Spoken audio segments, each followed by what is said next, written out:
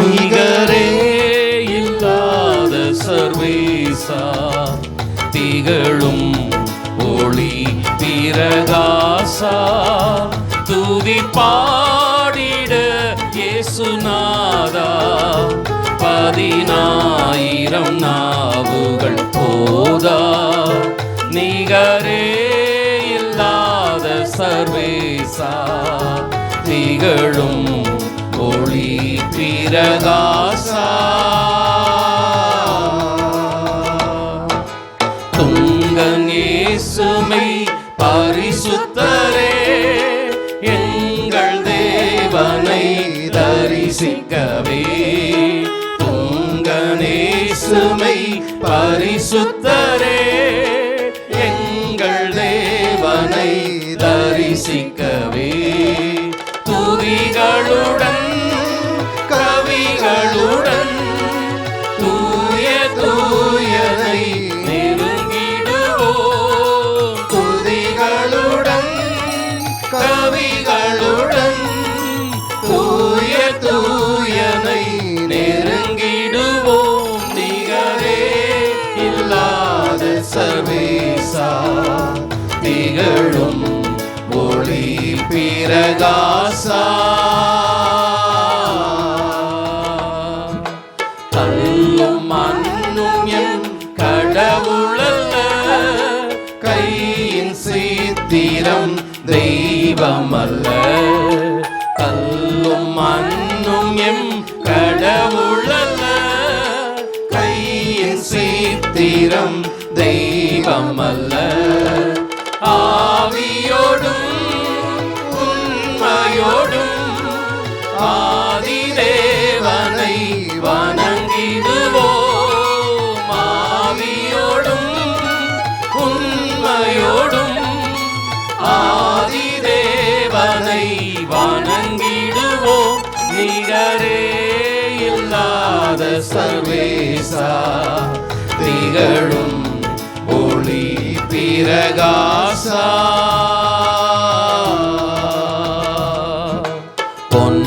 பொன்பொருள்களும் அழிந்திடுமே, மண்ணும் மாயையும் மறைந்திடுமே, பொன்பொருள்களும் அழிந்திடுமே, மண்ணும் மாயையும் மறைந்திடுமே, இதிலும் விலை பெரும் பொருளே இயேசு ஆண்டவர் திருவருளே, இதிலும் விலை பெரும் பொருளே இயேசு ஆண்டவர் திருவருளே, நிகரே இல்லாத சர்வேசா, திகழும் ஒளி பிரகாசா.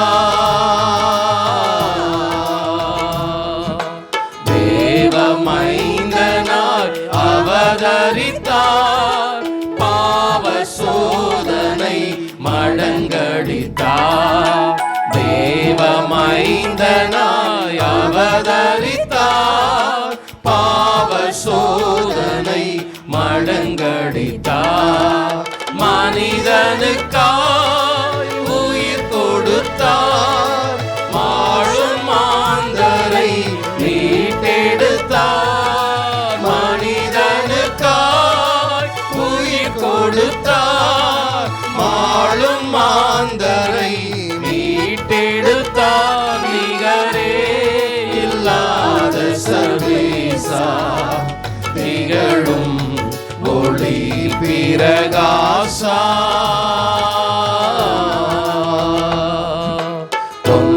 கொந்தளித்திடும் அலைகளையும் கால் மிதித்திடும் கர்த்தரவர், ஆமென். கொந்தளித்திடும் அலைகளையும் கால் மிதித்திடும் கர்த்தரவர், அடங்கிடுமே அகற்றிடவே, அக்கரை நாமும் சேர்ந்திடவே, அடங்கிடுமே அகற்றிடவே, அக்கரை நாமும் சேர்ந்து சர்வேசா திகழும் ஒளி பிரகாசா ஜீவன் தந்தவர் மரித்தெழுந்தார் ஜீவதேவனே உயிர் தெழுந்தார் ஜீவன் தந்தவர் மரித்தெழுந்தார் ஜீவதேவனே உயிர் தெழுந்தார் மறுபடியும் வருவேன் என்றார் மாசந்தோஷனால் நெருங்கிடுதே மறுபடியும் வருவேன் என்றார் மாசந்தோஷனால் நெருங்கிடுதே நிகரே இல்லாத சர்வேசா திகழும் ஒளி பிரகாசா துதிப்பாடிட இயேசுநாதா 10,000 நாவுகள் போதா நிகரே இல்லாத சர்வேசா திகழும் ஒளி பிரகாசா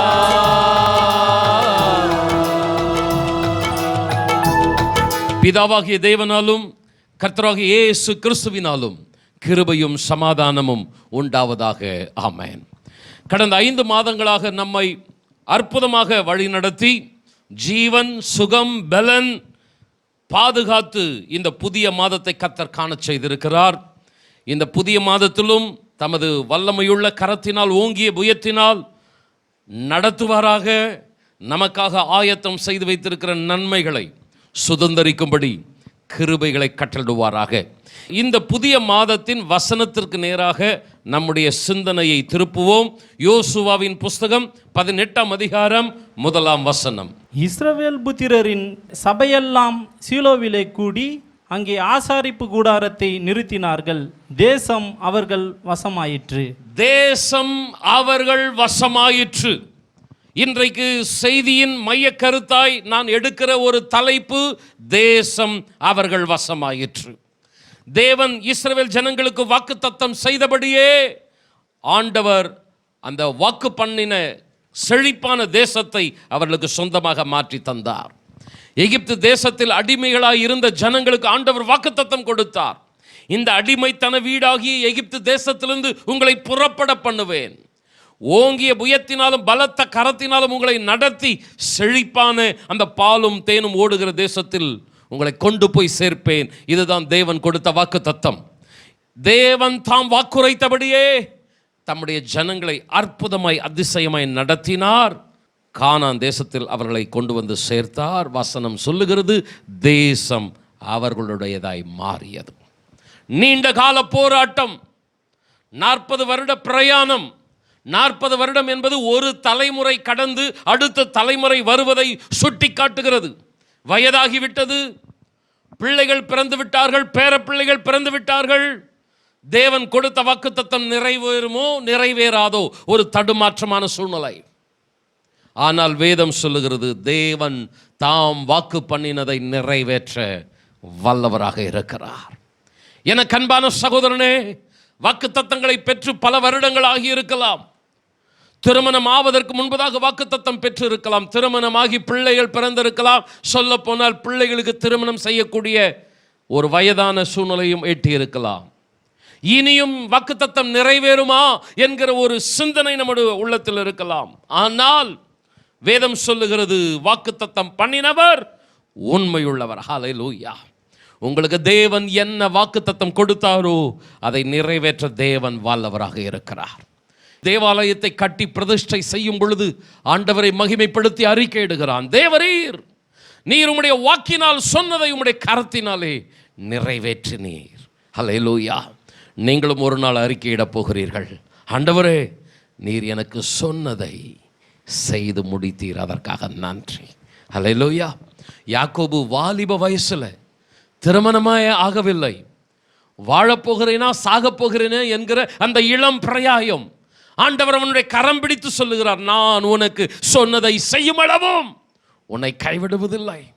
வாழ்க்கை சக்கரம் சுழல்கிறது, திருமணமாகிறது, பிள்ளைகள் பிறக்கிறார்கள், பேர பிள்ளைகள் பிறக்கிறார்கள். திரும்பி பார்க்கிறான், ஆண்டவருக்கு நன்றி செலுத்துகிறான். ஆண்டவரே, நீர் சொன்ன ஒரு வார்த்தையும் தரையிலே விழுந்து போகவில்லை, எல்லாம் நிறைவேறிற்று. கரங்களை உயர்த்தி அல்லேலூயா. வாலிபனாக இருக்கும் பொழுது நான் ஆண்டவராக இயேசு கிறிஸ்துவை சொந்த இரட்சகராக ஏற்றுக்கொண்டேன். இன்றைக்கு பல வருடங்களை கடந்து வந்து தேவாலயத்தில் நின்று கொண்டிருக்கிறேன். ஒருவேளை பலவிதமான போராட்டங்கள், தடைகள், பிரச்சனைகள், ஆனால் என் இருதயத்தில் விசுவாசிக்கிறேன், நீர் எனக்கு சொன்னதை நிறைவேற்றி முடிப்பீர். எத்தனை பேர் ஆமென் சொல்லுகிறீர்கள்? ஆண்டவரே, யாக்கோபினுடைய கரத்தை பிடிச்சு சொன்னது போல எங்க ஒவ்வொருவருடைய கரத்தை பிடித்து நீர் சொல்லுகிறீர், நான் உனக்கு சொன்னதை செய்யும் அளவும் உன்னை கைவிடுவதில்லை. ஹல்லேலூயா. தேசம் அவர்கள் வசமாய் மாறிற்று. இந்த வாக்குத்தத்தம் சாதாரணமாக நிறைவேறிவிடவில்லை. எத்தனையோ தடைகள், போராட்டங்களுக்கு மத்தியிலே இந்த வாக்குத்தத்தம் நிறைவேறியது. மோசே சொல்லுகிறான், ஆண்டவரே, நான் திக்குவாயும் மந்தனாவும் இருக்கிறேன், நான் இந்த ஜனங்களை வழி நடத்தி செல்ல மாட்டேன். நீர் அனுப்ப சித்தமாய் இருக்கிற வேற யாரையாகிலும் அனுப்பும், நான் இந்த ஜனங்களை நடத்த மாட்டேன். ஆசீர்வாதத்தை நிறைவேற்றுவதற்கு வழியாய் காணப்படுகிற மோசேயே தடையாக மாறி போனான். அடுத்ததாக பார்வோன், எகிப்தின் ராஜா, நான் இந்த ஜனங்களை அனுப்பவே மாட்டேன், வேண்டுமானால் புருஷர்கள், ஆண்கள் மாத்திரம் கர்த்தருக்கு பண்டிகை செலுத்த வேண்டும் என்று சொல்லுகிறீர்களே, போய் பண்டிகை செலுத்திவிட்டு திரும்பி வாருங்கள், யாரும் இந்த தேசத்தை விட்டு போகக்கூடாது. பெரிய முட்டுக்கட்டையாக இருந்தான் எகிப்தின் ராஜா பார்வோன். எகிப்தின் ராஜா மாத்திரமா, இஸ்ரவேல் ஜனங்கள் வனாந்தரத்தில் பிரயாணம் செய்யும் பொழுது வழியிலெல்லாம் இருக்கிற தேசத்து ராஜாக்கள் இஸ்ரவேல் ஜனங்களுக்கு விரோதமாய் படையெடுத்து வந்தார்கள். அவர்கள் முன்னேறிவிடக்கூடாது, அவர்கள் தேசத்தை சுதந்திரித்து விடக்கூடாது. பூமியின் ராஜாக்களை சத்துரு ஏவி விடுகிறான். எத்தனையோ பேர் எதிரடையாய் வந்தார்கள். ஆனால் வேதம் சொல்லுகிறது, தேசம் அவர்கள் வசமாய் மாறிற்று. கடந்த 2 வாரங்களுக்கு முன்பதாக நாம் தியானித்தோம், தேவனது ஜனங்களே பாவத்தில் பின்மாற்றத்தில் விழுந்து போனார்கள். ஆசீர்வாதத்தை சுதந்தரிப்பதற்கு தேவன் எதிர்பார்ப்பது பரிசுத்தம், அந்த தகுதியை தேவனது ஜனங்களே இழந்து போனார்கள். 40 நாட்களில் சுதந்தரிக்கத்திருக்க வேண்டிய தேசத்தை 40 வருடங்களாக அவர்கள் இழுத்தடித்ததற்கு காரணம் அவர்களுக்குள் இருந்த அவிசுவாசம், பின்மாற்றம். ஆனால் தேவன் தமது ஜனங்களுக்கு கொடுத்த வாக்குறுதியை நிறைவேற்றாமல் பரிதாபமாய் முடிந்து விடவில்லை, தாம் சொன்னதை செய்து முடித்தார். பரிசுத்த குலைச்சல் இருந்தது, அவிசுவாசம் இருந்தது, தகுதிப்படுத்தினார், தட்டி கொடுத்தார், உயிர்ப்பித்தார், உற்சாகப்படுத்தினார், வாக்குத்தத்தம் பண்ணின தேசத்துக்கு கொண்டு வந்து சேர்த்தார். மோசே, பூமியின் ராஜாக்கள், திருச்சபை மக்கள், எத்தனையோ தடைகள் தேவனது வாக்குத்தத்தம் நிறைவேறுவதற்கு. ஆனால் அன்பானவர்களே, தேவன் அதினதின் காலத்தில் யாவற்றையும் நேர்த்தியாய் செய்து முடிக்கிறவர். சத்ரு எத்தனை தடுத்தாலும் அவர் செய்ய நினைத்தது தடைப்படாது. அவர் என்ன செய்ய நினைத்திருக்கிறாரோ அதை நிறைவேற்றி முடிப்பார். எத்தனை பேர் ஆமென் சொல்லுகிறீர்கள்? ஒருவேளை உங்கள் வாழ்க்கையிலே மனிதர்கள் குறுக்கிடலாம், சத்துரு போராடலாம், பின்மாற்றங்கள், தடுமாற்றங்கள் காணப்படலாம். கரத்தை பிடித்த கர்த்தர் நிச்சயமாய் கைவிடாமல் உங்களை பத்திரமாய் கரை சேர்ப்பார். உங்களுக்கு சொன்னதை செய்யும் அளவும் அவர் உங்களை விட்டு விலக மாட்டார், உங்களை கைவிட மாட்டார். சத்தமாமேன்னு சொல்ல கேட்கிறேன். தேசம் அவர்கள் வசமாய் மாறியது. இந்த தேசம் ஆபிரகாமுக்கு கர்த்தர் வாக்களித்த தேசம். ஆபிரகாமை பார்த்த ஆண்டவர் சொல்லுகிறார், தேசத்தின் நீளம் அகலம் எம்மட்டோ அம்மட்டும் நடந்து திரி, நான் இந்த தேசத்தை உனக்கு சொந்தமாய் தருவேன். ஆபிரகாம் விசுவாசத்தோடு கூட அந்த தேசத்தில் நடந்து திரிந்தான், அந்த தேசத்தை சுதந்தரித்தான். ஆனால் காலப்போக்கில் கானானியர், எபூசியர், ஏத்தியர், ராட்சத புத்திரர்கள் தேவ ஜனங்களிடமிருந்து அந்த தேசத்தை அபகரித்து கொண்டார்கள், ஆசீர்வாதங்களை பறித்து கொண்டார்கள். அன்பானவர்களே, தேவன் நமக்கு கொடுத்ததை சத்துரு கெடுத்திருக்கலாம். நம்முடைய வாழ்க்கையிலே நன்மைகளை, சந்தோஷங்களை சத்துரு பறித்திருக்கலாம். ஆனால் தேவ ஜனங்களிடமிருந்து சாத்தான் பறித்ததை மறுபடியுமாய் அவர்கள் சுதந்தரிக்கும்படியாய் அவர்களை நினைவு கூர்ந்தார், அவர்களை பலப்படுத்தினார். தமது ஓங்கிய புயத்தினால் பலத்த கரத்தினால் வழி நடத்தினார். சொன்னபடியே வாக்குத்தத்த தேசத்தை சுதந்தரிக்க செய்தார். இந்த இந்திய தேசம் நமது ஆண்டவராகிய இயேசு கிறிஸ்து அனுப்பின 12 சீடர்களில் ஒருவரான தோமா உட்பட பல மிஷனரிமார்கள் நடந்து திரிந்த தேசம். தேவனது திட்டம் இந்திய தேசம் தேவனுடையதாய் மாற வேண்டும். வேதாகமத்திலே எத்தனையோ நாடுகளுடைய பெயர்கள் இல்லை, ஆனால் நமது இந்திய தேசத்தின் பெயர் பதிவு செய்யப்பட்டிருக்கிறது. இந்திய தேசத்தை குறித்து தேவனுக்கு ஒரு நோக்கம் உண்டு. தேசம் தேவனுடையதாய் மாற வேண்டும். ஆனால் மதவாதிகள், அரசியல்வாதிகள், சாத்தானின் சதி திட்டங்கள் இந்த தேச அந்தகாரத்தில் அடைப்பட்டு கிடக்கிறது. எத்தனை சத்துரு சதி திட்டம் போட்டாலும், ராட்சதர்களை எழுப்பி தன் வசமாய் கானானை மாற்றி வைத்தாலும், தேசம் அவர்களுடையதாய் மாறியது என்கிற வாக்குப்படியே இந்த தேசத்திலும் கர்த்தர் தம்முடைய வல்லமை வெளிப்படுத்துவார். 2 கரங்களை உயர்த்தி, தகப்பனே, 12 சீடர்களில் ஒருவராகிய தோமாவை எங்கள் தேசத்துக்கு அனுப்பினீர். எத்தனையோ நாடுகளிலிருந்து மிஷனரிகளை எங்கள் தேசத்துக்கு அனுப்பி ஆண்டவரை காட்டும் மிராண்டிகளின் தேசமாக இருந்த இந்த தேசத்தை நாகரீகமான, இன்றைக்கு சர்வதேச அரங்கிலே தலை நிமிர்ந்து நிற்கக்கூடிய ஒரு தேசமாக மாற்றினீர். ஆனால் ஆண்டவரே, சத்துருவின் சதி திட்டங்கள், வஞ்சகங்கள், மதவாதிகள், அரசியல்வாதிகள் கூட்டு சதிகள் மறுபடியுமாய் தேசம் அந்தகாரத்தில் அடைபட்டு கிடக்கிறது. 2 கரங்களை உயர்த்தி நாங்கள் ஜெபம் பண்ணுகிறோம். சத்துரு பறித்ததை மறுபடியுமாய் திருப்பி தருவீராக. தேசம் தேவனுடையதாய் மாறுவதாக. உம்முடைய நாமம் திருச்சபைகள் மூலமாய், எங்கள் மூலமாய் இந்த தேசத்தில் மகிமைப்படட்டும். ஹல்லேலூயா. ஆண்டவருடைய நாமம் மகிமைப்படட்டும். தேசம் அவர்கள் வசமாயிற்று. 2 குறிப்புகளை நான் உங்கள் மத்தியில் வைக்கிறேன், கவனமாய் நீங்கள் கேட்குங்கள். இந்த வசனத்தின் முதற் பகுதி 2 காட்சிகளை சுட்டி காட்டுகிறது. மறுபடியும் வாசிங்கள். யோசுவா 18:1. இஸ்ரவேல் புத்திரரின் சபையெல்லாம் சீலோவிலே கூடி அங்கே ஆசாரிப்பு கூடாரத்தை நிறுத்தினார்கள். தேசம் அவர்கள் வசமாயிற்று. இந்த வசனம் சுட்டி காட்டுகிற 2 காட்சிகள். இந்த 2 காட்சிகளைத்தான் 2 குறிப்புகளாக நான் இந்த திருச்சபைக்கு முன்பாக வைக்கிறேன். சகோதரனே, சகோதரியே, உங்களுக்காக தேவன் ஆயத்தப்படுத்தி இருக்கிற ஆசீர்வாதங்கள், சத்துரு பறித்தாலும் மனிதன் கெடுத்தாலும் தேசம் அவர்கள் வசமாயிற்று என்ற வார்த்தையின்படியே உங்களுக்கு தேவன் தம்முடைய வார்த்தையின்படி, வாக்குத்தத்தத்தின்படி நன்மைகளை, ஆசீர்வாதங்களை கொடுக்க விருப்பம் உள்ளவராக இருக்கிறார், வல்லமை உள்ளவராக இருக்கிறார்.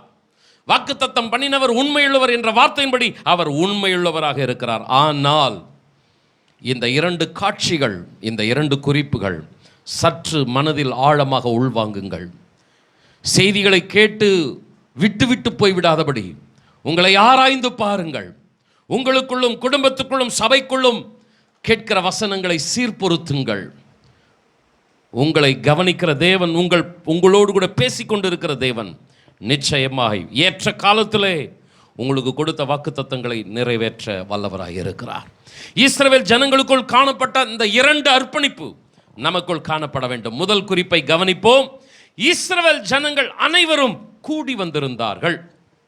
2வது குறிப்பு, அவர்கள் சீலோவிலே ஆசரிப்பு கூடாரத்தை ஸ்தாபித்தார்கள்.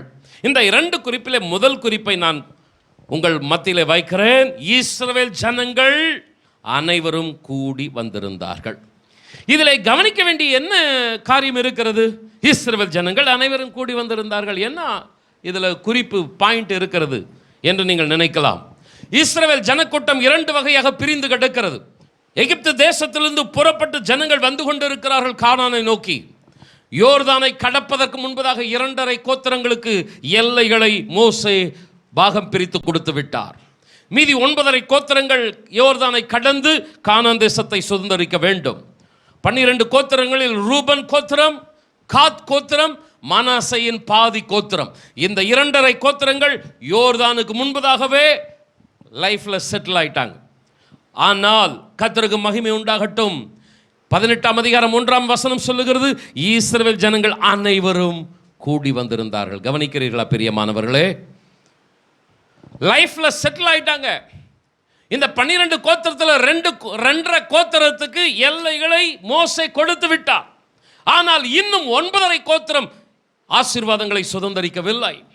அந்த 9.5 கோத்திரத்திற்காக இந்த 2.5 கோத்திரத்தில் இருக்கிற சகோதரர்கள், புருஷன்மார்கள் யுத்த சன்னத்தர்களாய் அவர்களுக்கு அனுகூலமான துணையாய் யோர்தானை கடந்து வருகிறார்கள். ஆஸ்திகளால், எல்லைகளால் இஸ்ரவேல் பிரிந்தாலும் கர்த்தருடைய காரியத்தில் ஒன்றுபட்டு ஒருமனப்பட்டு நின்றார்கள். எங்களுக்குரிய எல்லைகளை, ஆசீர்வாதங்களை மோசே கொடுத்தார். உங்களுக்குரிய ஆசீர்வாதங்களை யோசுவா கொடுக்கிறார். இப்படி தலைவனை வைத்து பிரிவினையை அங்கே கொண்டு வரவில்லை. எங்களுக்கு மோசே, உங்களுக்கு யோசுவா, அப்படி அல்ல. கொரிந்து சபையிலே நீங்கள் பார்ப்பீர்களானால், நான் பவுலை சார்ந்தவன், நான் அப்போலோவை சார்ந்தவன், நான் பேதுருவை சார்ந்தவன், பிரிந்து கிடந்தார்கள். எங்கே ஒரு மனம் உண்டோ அங்கே கர்த்தர் இறங்கி வருகிறார். கொரிந்து சபையிலே பிரிவினைகள் காணப்பட்டதினாலே ஏகப்பட்ட பிரச்சனைகள்.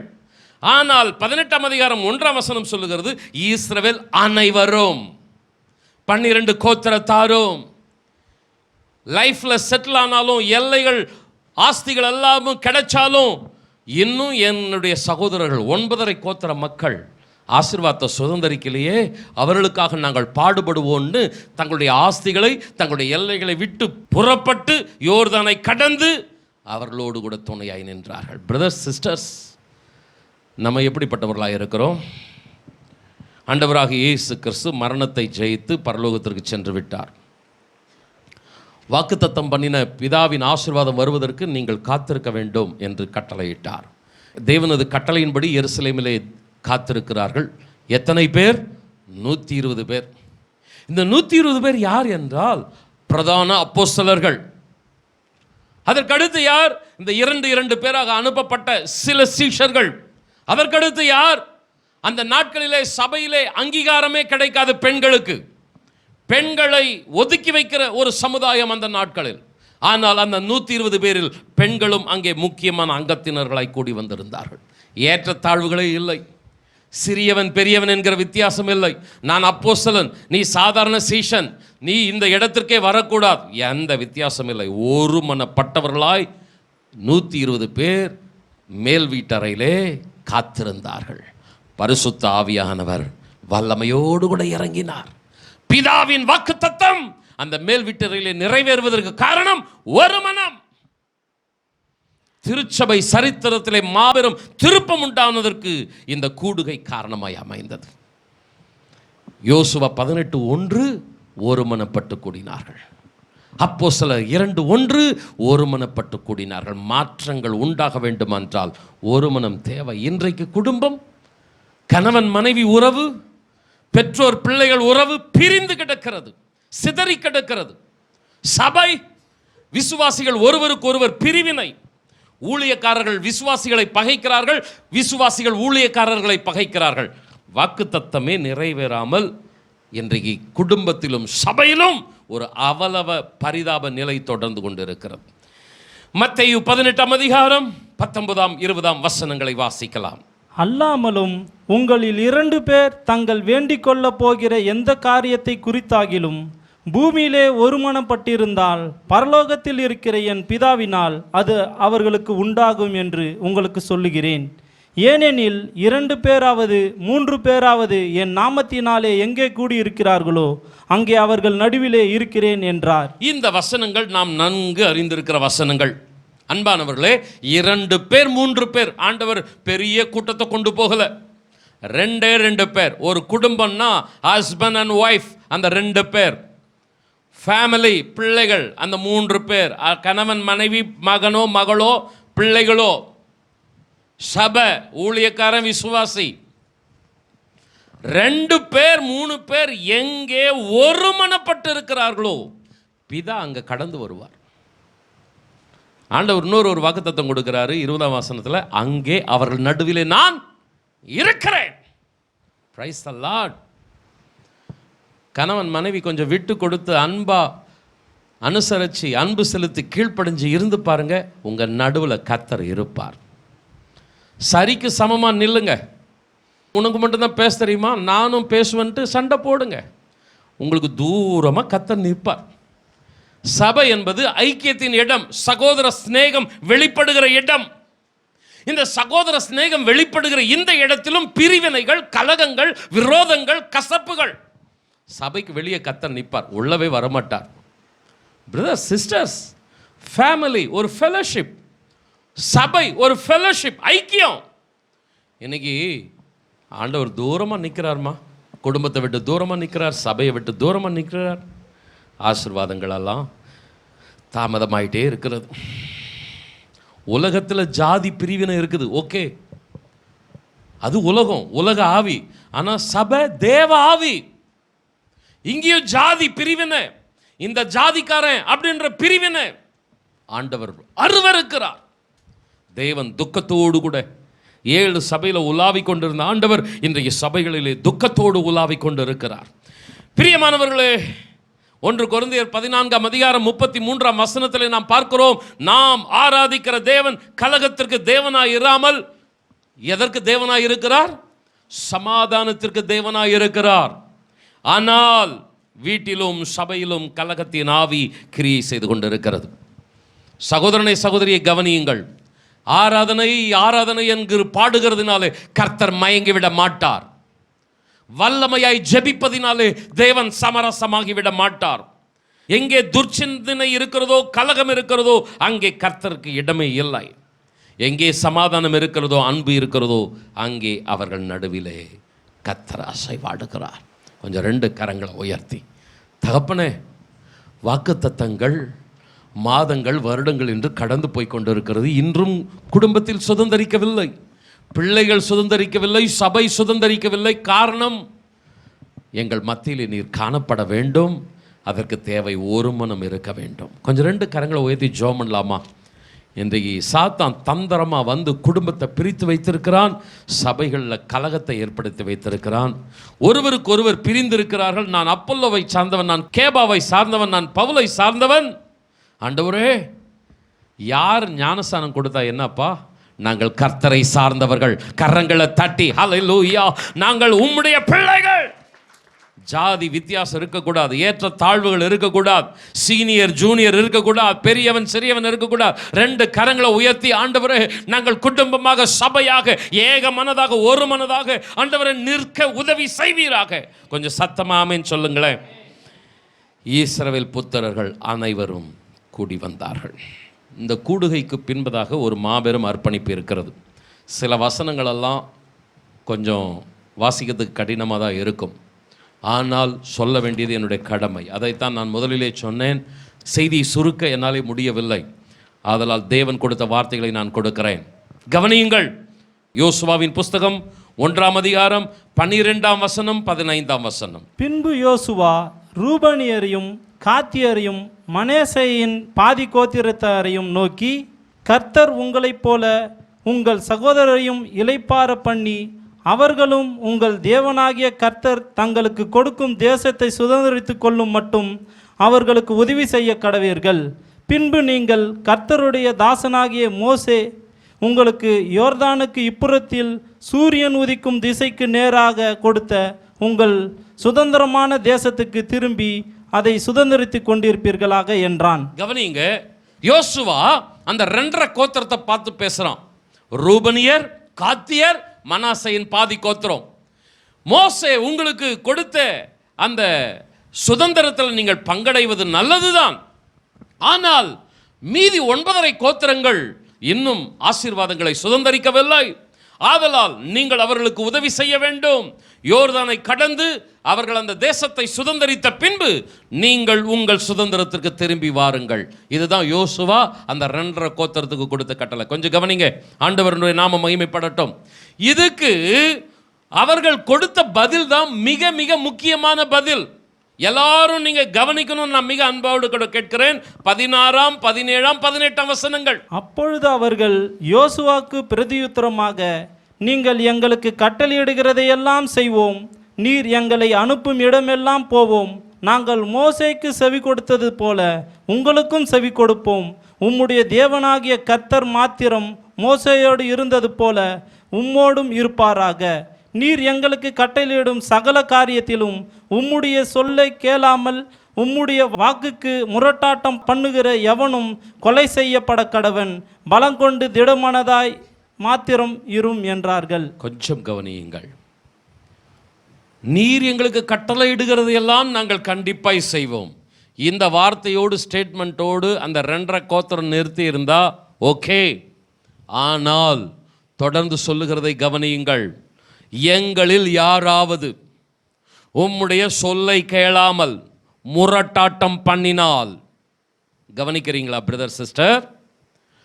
இந்த 2.5 கோத்திரத்தில் எங்கள் தலைமுறையில் பிள்ளைகள், பேர பிள்ளைகள், பிதாக்கள் யாராகிலும் தேவ திட்டத்திற்கு ஒத்துழைக்காமல் உம்முடைய வார்த்தைக்கு கீழ்ப்படியாமல் முரட்டாட்டம் பண்ணினால் அவன் கொலை செய்யப்பட கடவன். என்ன வைராக்கியமான ஒரு தீர்மானம்! சபையில் பிரிவினை வரக்கூடாது. என்ன ஒரு வைராக்கியம்! எங்களுக்கு எல்லைகள் வேணுமானாலும் பிரிஞ்சிருக்கட்டும், யோர்தானுக்கு அப்புறம் இப்புறம் இடங்கள் வேண்டுமானாலும் பிரிந்திருக்கட்டும், சபை என்றால் நாங்கள் ஏக மனதாய் நிற்போம். யாராயிலும் அப்படி ஒத்துழைக்காமல் முரட்டாட்டம் பண்ணினால் அவன் செத்தாலும் பரவாயில்லை. என்ன ஒரு வைராக்கியம்! இப்படி ஒரு வைராக்கியம் அந்த சபையில் இருந்ததுனால தான் ஆண்டவர் இறங்கி வந்தார். இன்னைக்கு சபை நல்லா இருக்கணுன்றதுக்காக நம்மளை இழக்கிறதுக்கு நம்ம ஆயத்தமாக இருக்கிறோமா?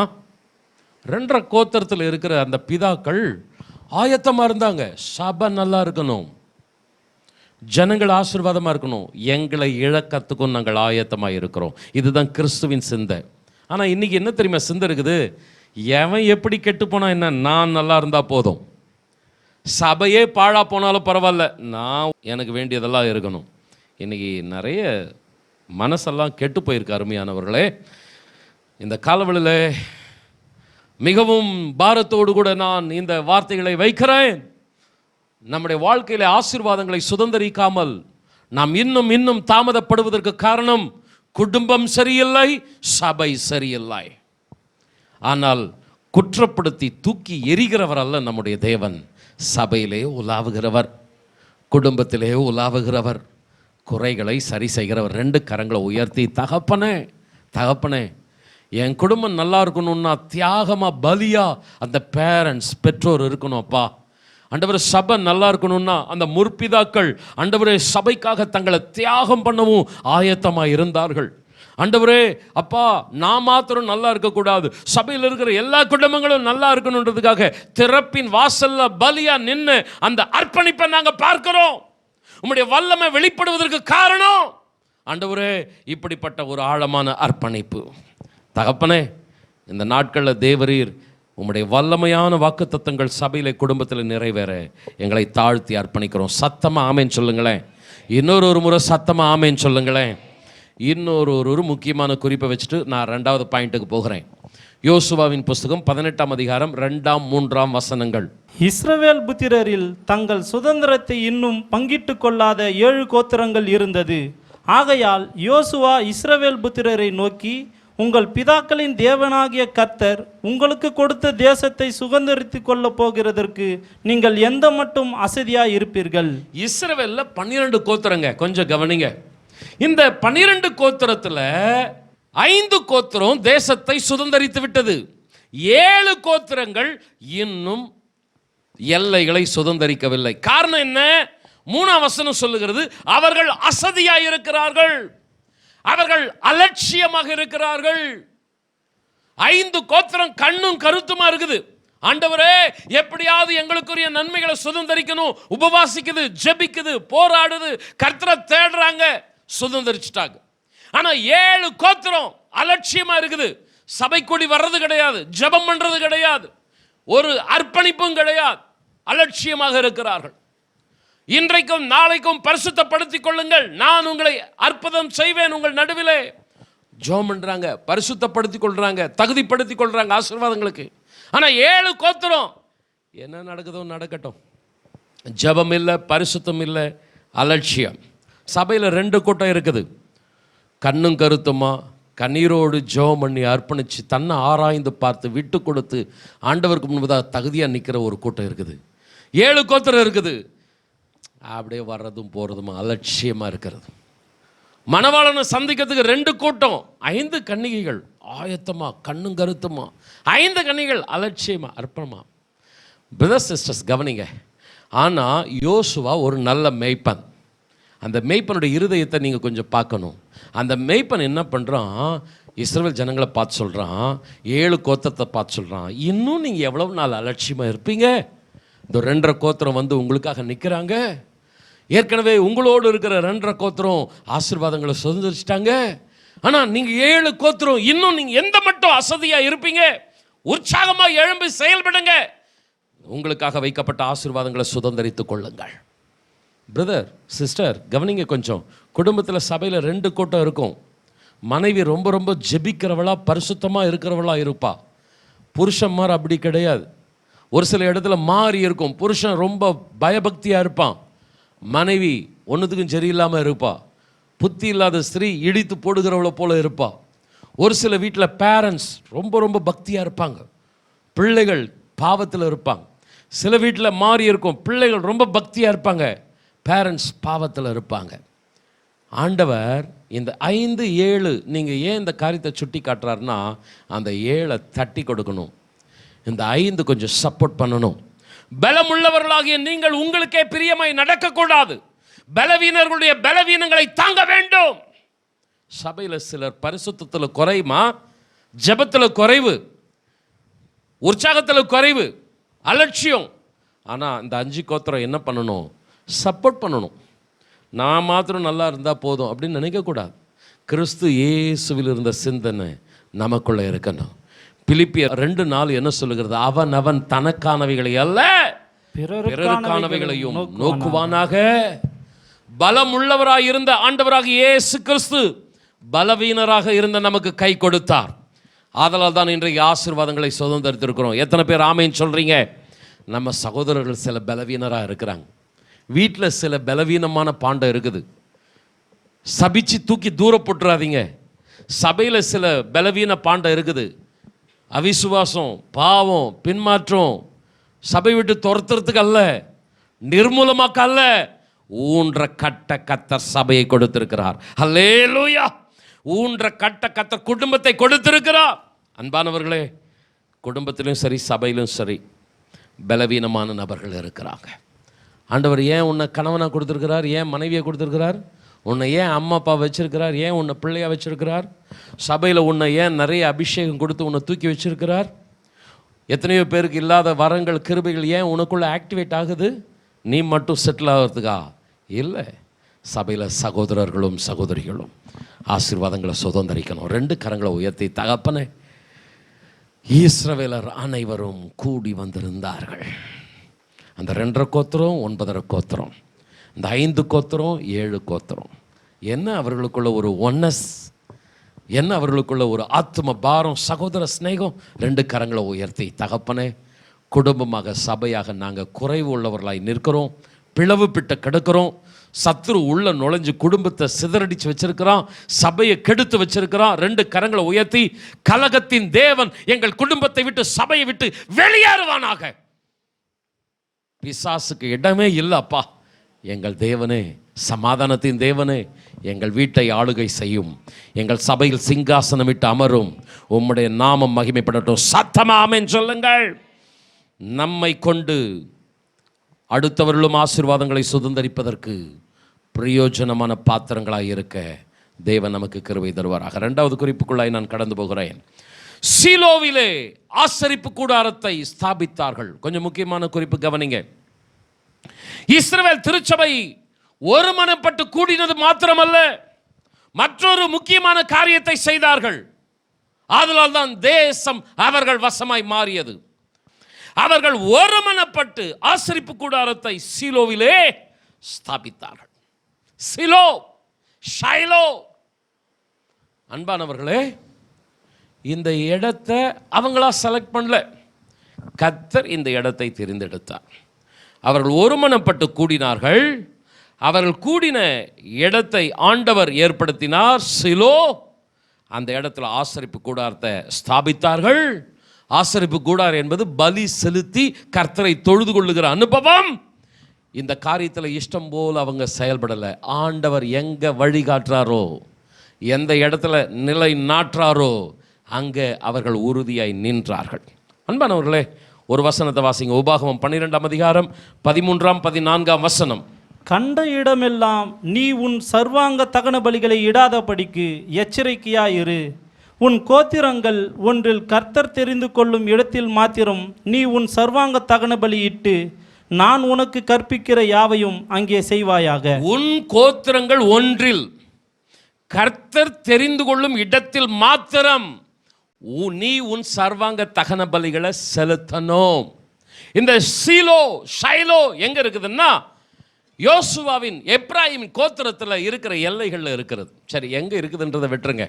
ஆனால் கர்த்தர் குறித்த இடம் கொஞ்சம் நல்ல கவனமாக சிந்தனையில் வாங்க. உன் தேவனாகி கர்த்தர் தெரிந்து கொள்ளும் இடத்தில் நீ சர்வாங்க தகன பலிகளை இட வேண்டும். கண்ட இடமெல்லாம் நீ உன் சர்வாங்க தகன பலிகளை செலுத்தாதபடி எச்சரிக்கையாயிரு. அன்பானவர்களே, பழைய ஏற்பாட்டு காலத்தில் எருசலேம் தேவாலயமாக பலி செலுத்தப்படுகிற இடமாக தெரிந்து கொள்ளப்பட்டது தாவீது சாலமோனுடைய காலங்களில். அதுக்கு முன்னாடி வரைக்கும் பல இடங்கள் தேவனுடைய பலிகளை செலுத்துவதற்காக தேவன் தெரிந்தெடுத்தார். இங்கே சீலோ என்கிற இடத்துல சாமுவேல் தீர்க்கதரிசி முதற்கொண்டு எத்தனையோ பேர் இங்கே தான் பலி செலுத்தினார்கள். ஆண்டவருக்கு மகிமை உண்டாகட்டும். நீங்கள் இந்த அதிகாரத்தை, அதாவது உபாகமம் 12ஆம் அதிகாரத்தை 5ஆம் வசனத்திலிருந்து 15ஆம் வசனம் வரைக்கும் வாசிக்கணும். நேரம் இல்லை. நீங்கள் வீட்டில் போய் வாசிக்கணும்னா எங்கே வாசிக்க போகிறீங்க? கொஞ்சம் தயவு செய்து எடுத்து வாசிச்சிருங்க இந்த வசனங்களை மாத்திரம்.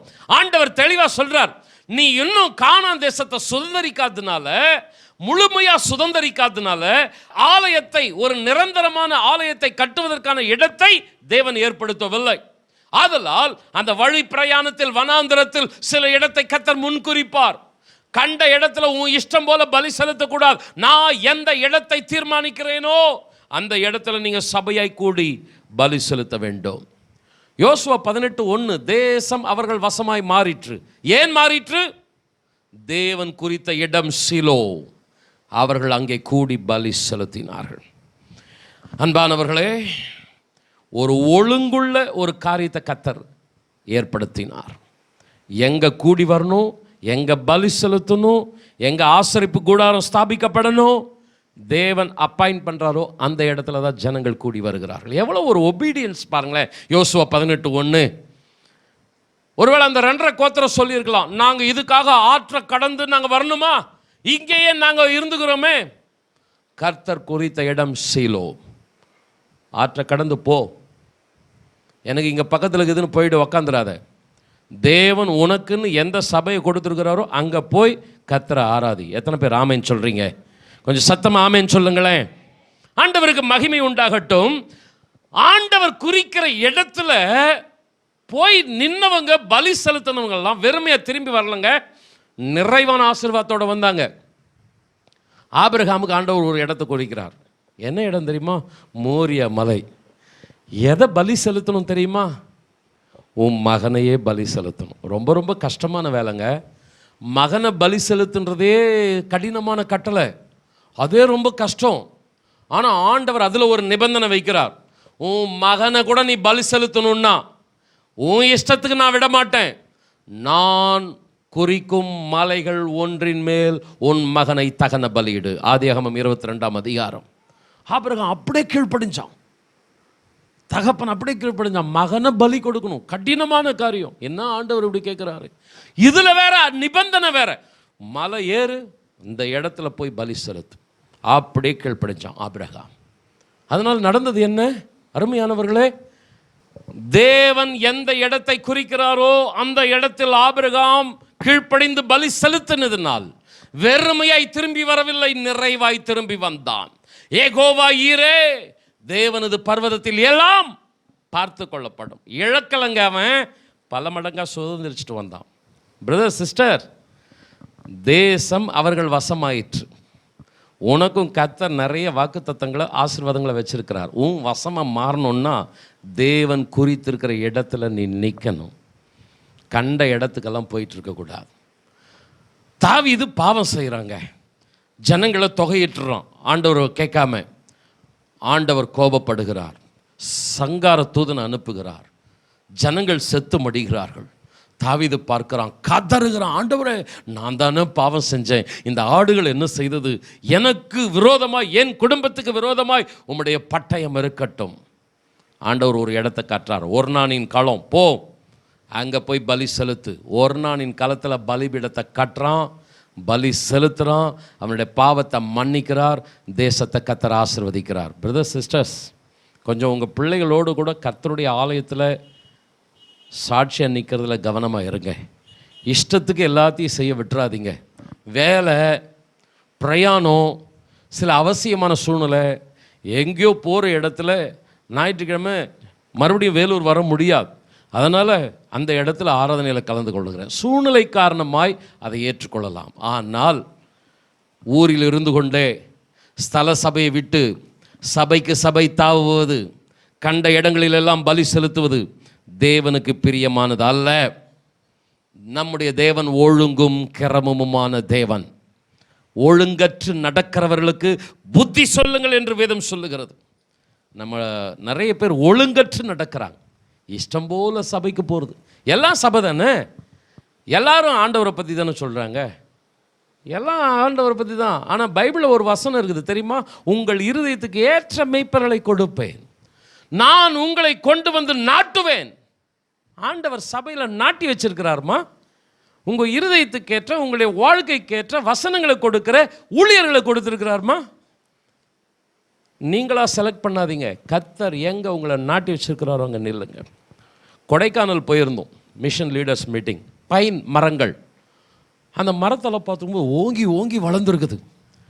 ஒரு கேள்வி பாஸ்டர் ஒருத்தர் கேட்டார், இந்த மரத்தை தூக்கின்னு போயிட்டு நம்ம ஊரில் நட்டால் வருமா? வராது. அந்த கிளைமேட் வேறு, அந்த மண் வேறு, அந்த தன்மைகள் வேறு.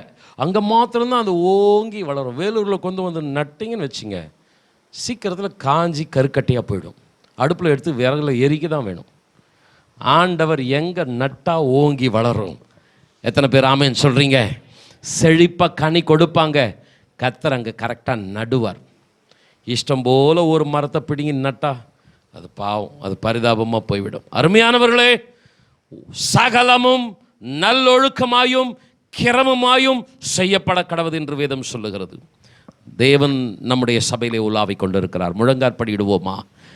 ஒழுங்கற்று நாம் நடக்கக்கூடாது. தேவன் நம்மிடத்தில் எதிர்பார்க்கிறார். நான் அதிகமாய் விரும்பி வாசிக்கிற ஒரு வசனம், கர்த்தருடைய ஆலயத்தில் நாட்டப்பட்டவர்கள் தேவனுடைய ஆலய பிரகாரங்களிலே செழித்திருப்பார்கள். அவர்கள் முதிர் வயதிலும் கனி தந்து பசுமையும் புஷ்டியுமாய் இருப்பாங்க. வயசான காலத்திலும் அவங்க பசுமையாக இருப்பாங்களாம், புஷ்டியாக இருப்பாங்களாம். எப்படி? யார்? கர்த்தருடைய ஆலயத்தில் நாட்டப்பட்டவர்கள்.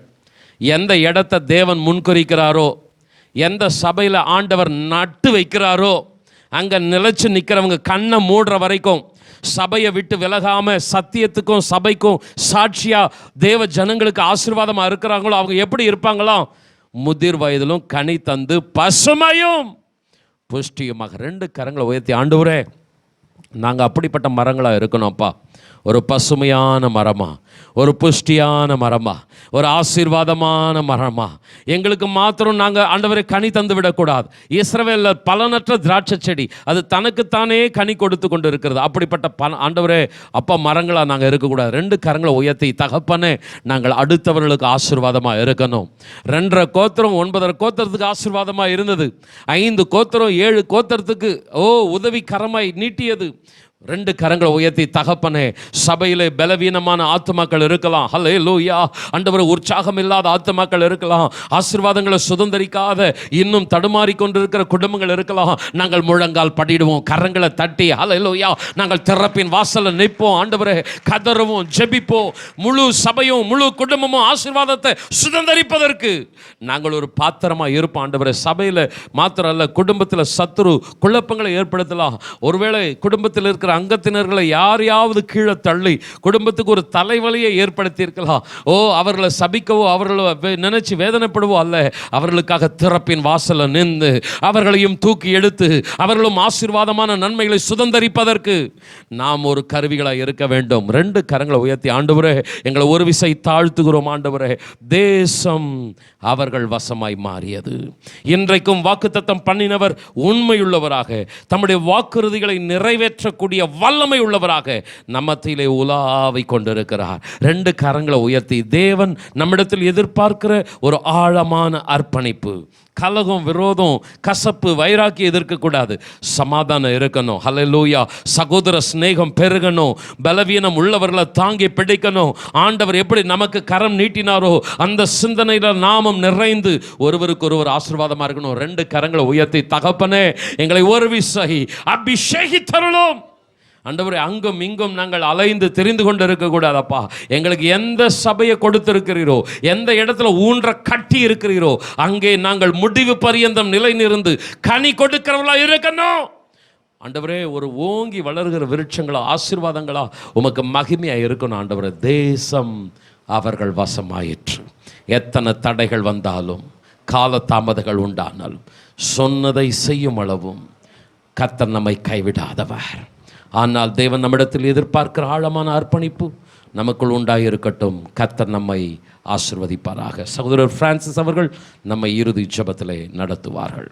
பரிசுத்த பவுல் சொல்லுகிறார் 1 கொரிந்தியர் 14:33, தேவன் கலகத்திற்கு தேவனாயிராமல் சமாதானத்திற்கு தேவனாயிருக்கிறார். எங்களை அதிகமாய் நேசிக்கிற எங்கள் நல்ல தகப்பனே, இந்த ஓய்வு நாளுக்காக நாங்கள் நன்றி செலுத்துகிறோம். தகப்பனே, இந்த காலை வேளையிலே உடைய சத்தத்தை நாங்கள் கேட்டோம் ராஜா. ஓய்வு நாளிலே நீர் எங்களை அழைத்து வந்திருக்கிறீர். ஹல்லேலூயா. பரிசுத்த பவுல் சொல்கிறார், தேவன் நம்மை அசுத்தத்திற்கல்ல பரிசுத்தத்திற்கே அழைத்திருக்கிறார் என்று சொல்லி.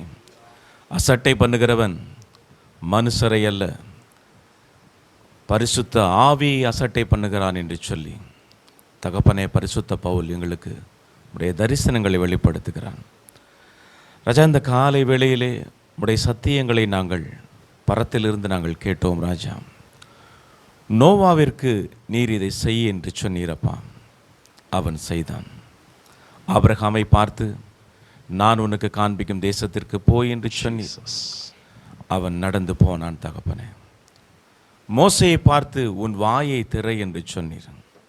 அவன் வாயை திறந்தான். நியாய பிரமாணங்களை பெற்றுக்கொண்டோம் தகப்பனே.